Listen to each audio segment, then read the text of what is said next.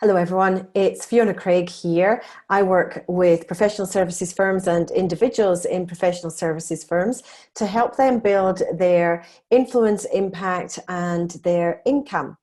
And today in this video, I want to share with you a technique that I use with my clients and that I use personally myself through this time to keep me super focused and on track to meet my goals. So here's the issue that we all have at the moment. During this time, we have people remote working. So this might be something that's very new for you personally, and it might be something that's new to you as a manager or a leader of a team, having to manage that team remotely. And I was speaking with a client on a coaching call yesterday, and we were talking about some of the issues that that client was having with regards to having line of sight and just understanding exactly what it was that their team is doing during this time. And it can be really tempting to go into micromanagement mode when we're working in such a different way. So it's not as easy as it is in the office to just pop into someone's office or to pick up the phone and say, how are you going?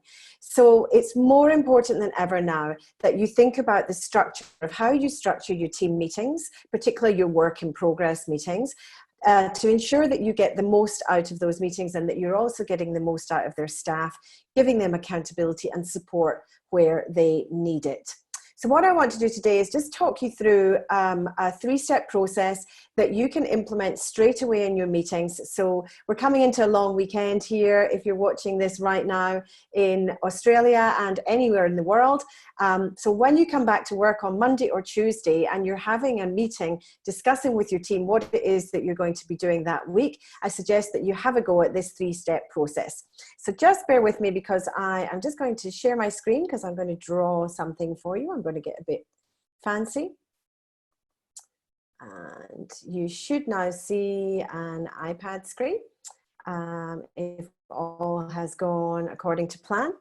And what I want to share with you is this three-step process. So this is a version of something that I have taught my clients for quite a long time now, but this is a new version that I've actually been using courtesy of an amazing coach of mine. His name's Taki. Hey, Taki. So the first step, so let's just imagine you're having a meeting on a Monday morning, maybe it's 10 o'clock on a Monday morning, and you're going to be setting your team up for success for that week ahead. If you think about where you want to start, instead of going, what I think a lot of teams will do is they'll go straight into the nitty-gritty of what it is that they've got on in that week. And I remember when I used to be a lawyer and we'd have weekly meetings, that was basically what we did. It was about capacity and helping people see what they had on. But what that doesn't do is help people prioritize, and it doesn't help people feel good maybe about what they've already been doing or what they've done the week before. So where we want to start, especially where we have to be very focused, more focused than ever on team culture and team morale when everyone's working remotely. What we want to focus on, first of all, is one key thing, and that is wins. So what are 3 wins that each of the team members has had from the week before? What is it that they've done? Did they achieve their goals that they set out in the next circle? Did they achieve? Did they go over and above their goals? And in this time, you could also include professional and personal wins. With a lot of people juggling homeschooling as well as their full-time jobs, etc.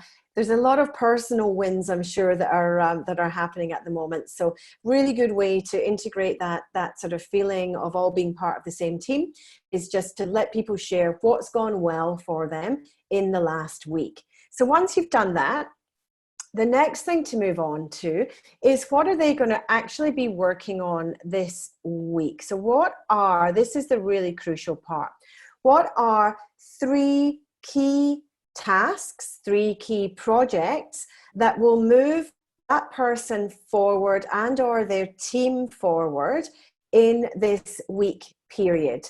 Now, what I suggest that you do here is that you also make sure that people are aligning these tasks and these projects to the bigger picture. So this is one way to stop people with the endless to-do list. This is one way to make sure that they actually stay really focused and that they're working on not just the urgent stuff, if we're thinking about Stephen Covey, urgent, important, etc., but they're actually working strategically on things that are going to move them and the business forward. So this is why it's important as a leader that the people in your team know what's happening in a bigger picture in the business. So if you're in a law firm or an accounting firm at the moment, one of the things I know that's happening is you've moved into that phase of, right, we've got everyone settled into work. Now it's actually about billing.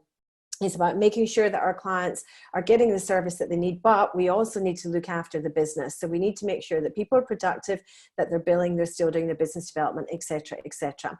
So by getting people just to focus on 3 key things, it then becomes really easy to challenge them on that or to coach them on those 3 things to make sure that they are 3 tasks that are going to move them forward in the direction they need to be going to meet their goals.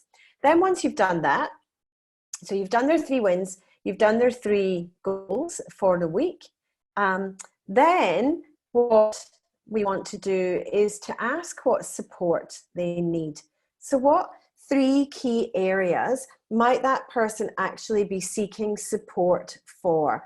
Now, what this does is it allows them again to focus on those 3 things they're working on and to really think about, well, what do I need to happen here? What do I need to have support for to make this happen, to achieve these goals?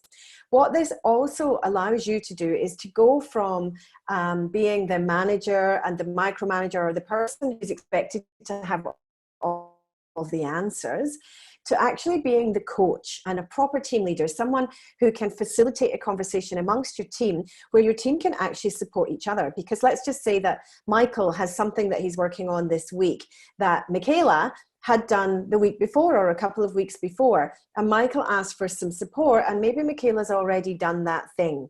So she can actually support Michael rather than you as or the leader always being the person to have the answers. So what that then means is when it comes to if you're doing one-on-one catch-ups during the week, when you are having those one-on-one, rather than spending 20 minutes talking about what they're working on this week, you already know that. You've got their top 3 goals for this week, their top 3 tasks for this week. So it allows you in those one-on-ones to really focus on the support, to be their coach, to train them in what it is that they need to give them the support that they need to move forward. So that's my 3-step process. What I suggest that you do with this is that you ask your team before they come into the meeting on a Monday or whatever the day of the week is that you're doing this, to actually do this, to fill this out. You could either do it in a Word document, or you could ask them simply to fill out 3 different colored sticky notes. So I normally have the camera here, but I have them on my wall, just 3 sticky notes with my wins I'm working, 3 things I need to get this week that will be most strategically will help me forward, and then any support that I might need to make that happen. So on the first sticky note, they will simply fill in their wins. Yep, wins 1, 2, and 3. And then on the second sticky note, they can fill in what they are working on this week times 3. And then on the third sticky note, I can't remember what color I used. What color did I use? Let's just go purple. It was red. Then they can fill out what support they need. 3 pieces or 3 areas in which they might need support. So there you have it. And what you can do with that is if you've got some sort of chat group going, maybe you've got a team WhatsApp group, maybe you've got something else like Slack or something that you're working on, Microsoft Teams, then you could actually have people just take a screenshot or photograph them and upload them in the team. So then everyone can see what everyone's working on. It's really simple. So this is a really good simple technique. I think at the moment we're all trying to get back to basics in so many aspects of our lives, but this is a really good way to streamline how your team are working, make sure you're all on the same page and that they're all getting the support that they need as well. So I hope that I hope that that's been helpful. I'm just coming back to you. Where am I? There I am. I hope that that has been helpful for you. I'd love to hear if you use it. If you are using something similar, let me know. If you use this technique, then either email me, fiona@fionacraig.com.au, or comment below on the video as to how you found this. Now, what I suggest is it'll take a few weeks for people to get into the swing of this. The best thing that you can do with your team to make them feel safe and to give them a feeling of certainty is to pre-frame everything. So let them know that there's going to be a change coming up, that you'll be discussing it at the next meeting. Be very clear about your instructions, and just give them a chance to get used to a different way of working, get their feedback, etc. But this is where you as a leader can really shine in taking that initiative, streamlining all of these processes. And really what your job is right now is to make your team feel safe and secure, because the more safe that they feel, the more listened to and heard and in control that they feel, then the more productive they're going to be and the better for you and for your business. So if that's been helpful, please share. I'd love you to share my videos. Subscribe to my YouTube channel, where you will find lots of more coaching tips coming up. If you would be interested in getting a bit more coaching support for what you're working on at the moment, particularly in relation to any business development questions that you have, then I'd love to invite you to have a quick chat with me, just 15-20 minutes. We're going to talk about what you're working on in terms of continuing to build your reputation, your relationships, and therefore your results during this time, so that you don't just stop, to make sure that you actually come out of this in as good a position as when you went in, and hopefully even better. So we can get on a call, put in place a plan for you to make sure that that's something that's going to happen for you right now. So please book a call. You'll find the link below, and I'll look forward to chatting with you soon. Take care.